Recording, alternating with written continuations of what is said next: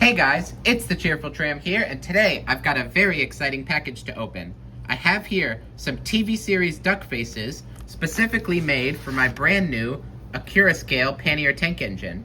Before I open these up, I'd like to give a huge thank you to 2 Blue 1 Green for printing and priming these for me. They did a fantastic job, shipped them out incredibly quickly, and they even included a special gift for my Thomas and Toby models, which was very kind of them. I cannot wait to see what that is. If you'd like to check out their work or commission some faces of your own, you can message them on Instagram or visit their eBay page. I'll leave links to both of them in the description below. But enough talking, let's get these opened up. Super excited to see these for the first time.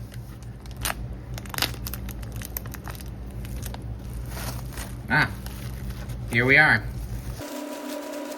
This is amazing. It looks like our gift for Thomas and Toby are new buffers for both of them. How thoughtful.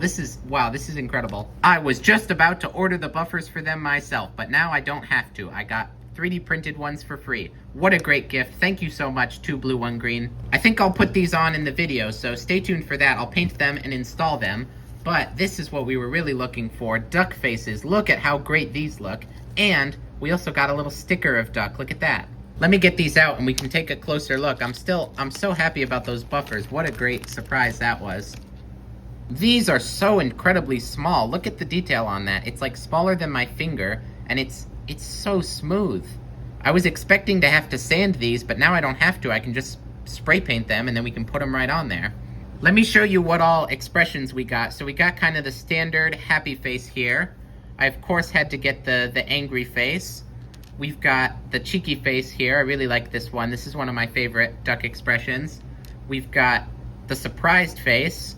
And then I got another one of these kind of neutral happy faces. I'll tell you about this one in a little bit. Now, 2 Blue 1 Green also included half of a BB. These are used for the eyes. I'm pretty sure these are the same sized BBs that I use for Toby's eyes. So I may just be able to borrow some from him. Although these ones are cut in half, but they don't have the pupils on them, so I guess we'll see after we paint the faces. Before I paint them, let me try fitting one of these faces. Fortunately, this Accurascale pannier has a removable magnetic smoke box door, so I can kind of just put one on here like this. Oh, wow, look at that. It's duck. It looks so good. Well, I've got a lot of work to do now. I need to paint these faces for duck, although they are already primed. I just need to paint them in the gray that I used for the other faces. I need to paint these buffers and install them, and then I also need to get the eye thing situated. So I'll start with painting the faces, because then they can dry while I do the other things. There we go. I've got duck's faces on a painting block, as well as this Toby face, which got chipped, and I need to repaint it.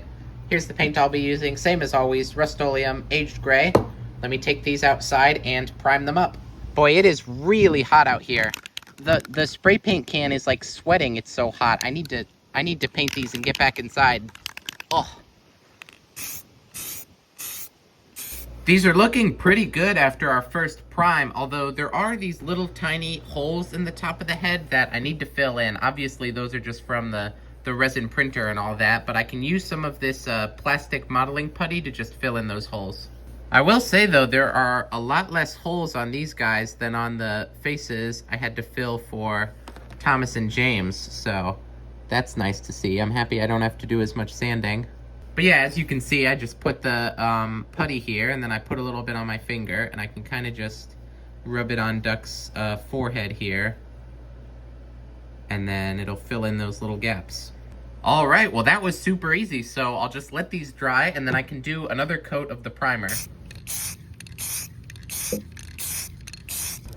And then, while these are drying, I think I'll go ahead and paint these buffers for Thomas and Toby.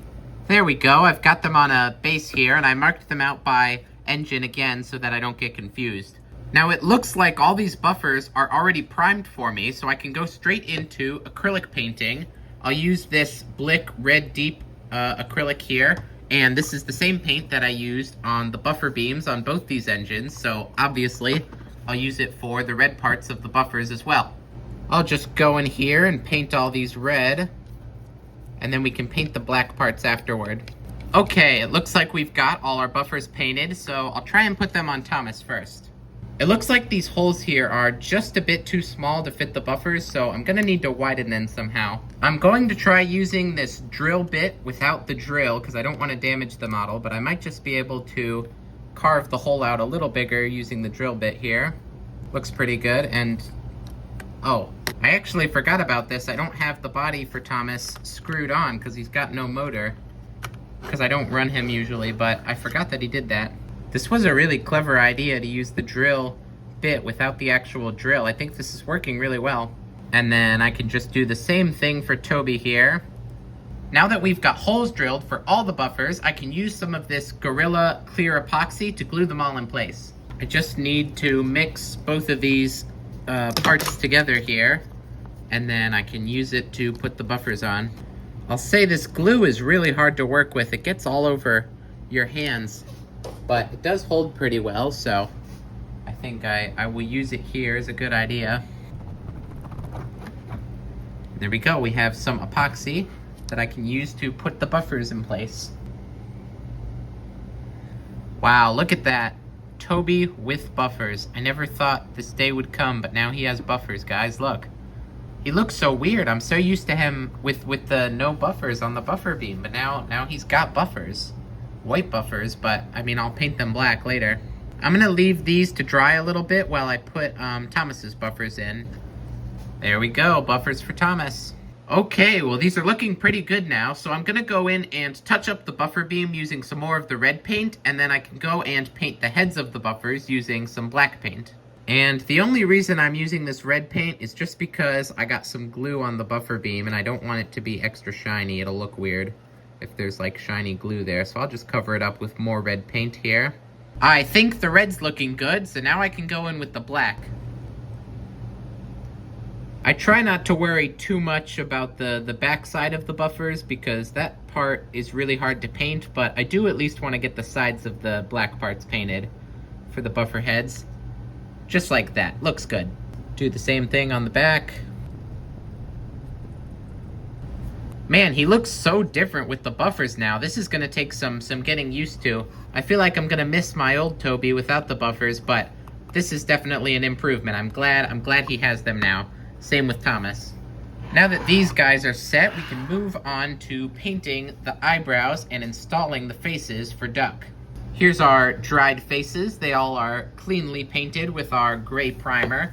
And for the eyebrows, what I like to do is I'll use a pencil to mark them out roughly, and then I can use a fine-tipped pen to draw them in more permanently.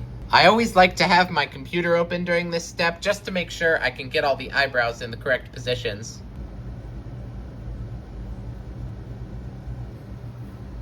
Once I've got the pencil correct, I can just go in with the Sharpie pen here. Yeah, it's really hard to get these first try. You can see I messed up on a couple of them, and I'm gonna have to repaint these, but let's try and fit one of the ones that I painted correctly onto the pannier here so we can see how they look. I've taken two of the BBs that I used for Toby's eyes, and I've cut them in half here. So let me see if I can use this blue tack to fit them inside the face, and then I'll see if I can get it onto the pannier. Ta-da! Took a long time, but I finally got it on there. Look at that. It looks just like him. Duck the Great Western Engine, everybody. There he is. Alright, well now that we've got one face fitted on Duck, I just need to paint the eyebrows on the other ones, and then we should be all done. Here's two more faces. We got the happy one and the cheeky one. Let me see if I can get these fitted. Here's the standard happy face. Definitely looks really nice. And then here is the cheeky one. I think this is my favorite. I really like this expression. Lastly, we have this funny surprised face here. And then I've also got this one, which I haven't finished painting, but I'm planning to make this into the close shave face. I think it would be really cool to do a close shave diorama, so if any of you have any ideas on how to model a shaving cream at this scale, I'd like to hear from you. I have no idea how I would do that. But with that, I think that's going to be both of our projects completed for this video. We got buffers for Toby and Thomas and faces for Duck, both of which I think turned out looking really great. These are major improvements to these engines. But I want to see Duck run, so let's get him onto the layout. I don't think I've ever been so happy to unbox a package before. These buffers and these faces, these are some of the greatest things I've ever received. Thank you so much, 2 Blue 1 Green. I'm really excited to film some stuff with Duck. Now that I've got Diesel too, I can do remakes of both of their stories. I'd love to use him in a close shave diorama too. I think that would be super fun, and I'd love to make that in the future. But yeah, I think that's gonna do it for this video. I've been the Cheerful Tram. Thank you so much for watching, and I will see you in the next one. Bye!